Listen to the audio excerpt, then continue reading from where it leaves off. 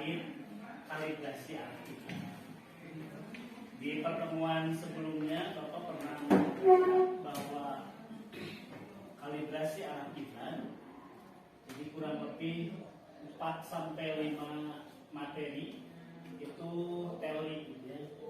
Termasuk di pertemuan hari ini masih tetap teori, dan insya Allah di pertemuan ke-5 dan ke-6 kita akan praktek alat-alat yang akan digunakan dalam kalibrasi arah kiblat. Di pertemuan sebelumnya, sebelum dimulai ada yang tidak hadir?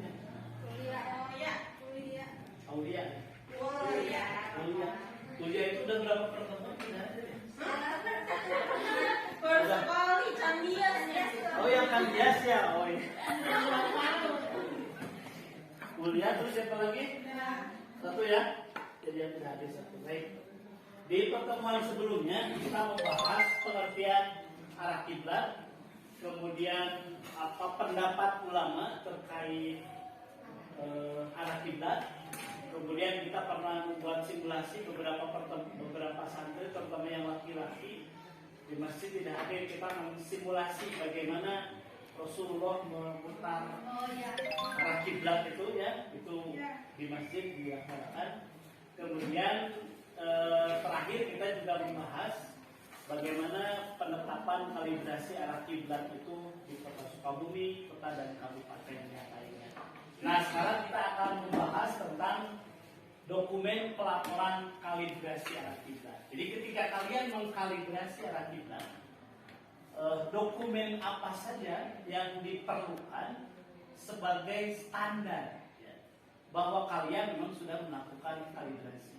Dan itu bisa dipertanggungjawabkan secara keilmuan dokumen-dokumen itu. Nah, sebelum memulai, ada yang tahu tentang pengertian dokumen? Dokumen itu apa dokumen itu? Nah, ini dokumen itu apa? Dokumen itu biasanya tersimpan, tercatat, disimpan, dan itu menjadi alat bukti. Alat bukti juga alat informasi terkait hasil kalibrasi. Nah, kemudian pelaporan itu adalah hasil pelaksanaan kalibrasi di lapangan. Dibuat saja dokumennya. Jadi kalian datang ke satu masjid kemudian mengkalibrasi, mana buktinya? Buktinya itu adalah dengan dokumen. Makanya dokumen itu catatan, laporan, gambar ya, yang disimpan sebagai bukti informasi ya, kemudian sebagai bukti hasil kalibrasi secara keilmuan. Nah, jadi pelaporan kalibrasi itu penting sebagai bukti ketika kalian sudah kalibrasi. Nah, kemudian pertanyaannya, dokumen apa saja yang harus ada dalam hasil kalibrasi arah kiblat? Ini yang akan kita bahas di pertemuan sekarang. Nah, ini beberapa dokumen ini bisa menjadi hal penting. Pertama, ketika kalian ingin memiliki dokumen, itu pertama yang harus diinput itu adalah titik koordinat. Kita lihat, kita pernah membahas titik koordinat ya. Jadi titik koordinat itu lokasi antara simpangan, bujur dan lintang.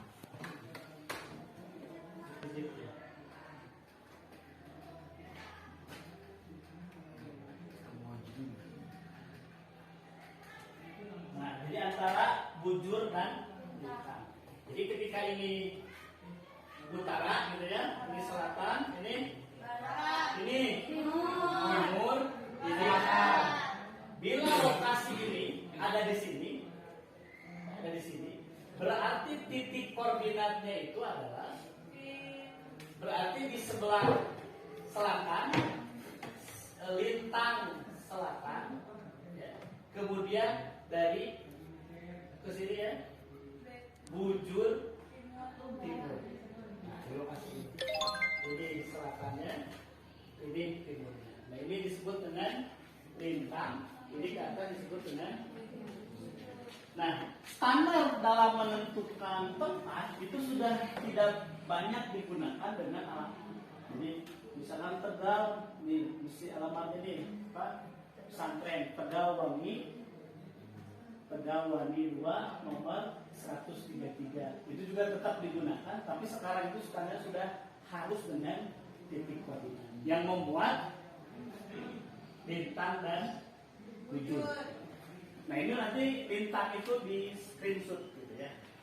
Nah untuk lebih lengkapnya, jadi foto masjid nanti di satu-satu, kemudian data perhitungan. Nanti kita akan praktek dengan kiblati ya. Jadi kiblat lokal. Kemudian nanti grafik kuadran, pengamatan satelit. Nah, ini juga bagian terpenting dalam penetapan kalibrasi. Kemudian display peta dan sirkular. Nah, contohnya misalkan bagaimana mengetahui titik koordinat. Nah, ini seperti ini. Nah, jadi di sini ini aplikasi yang digunakan dengan HP, dengan kompas itu bisa.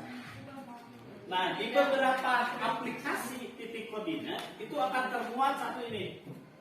Nah, ini bisa dibaca nggak?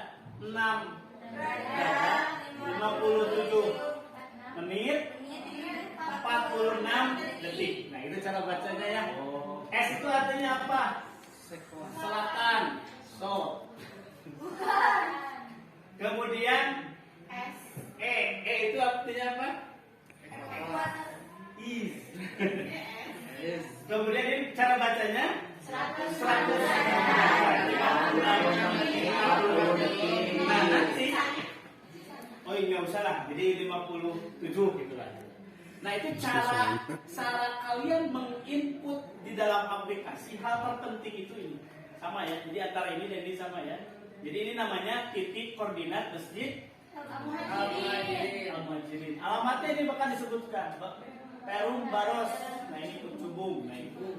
Jadi dengan aplikasi sekarang, ketika kalian butuh titik koordinat saja, itu alamatnya sudah ada. Bahkan ada ketinggiannya. Nah ini bisa diambil di mana? Di aplikasi dalam HP gitu kan.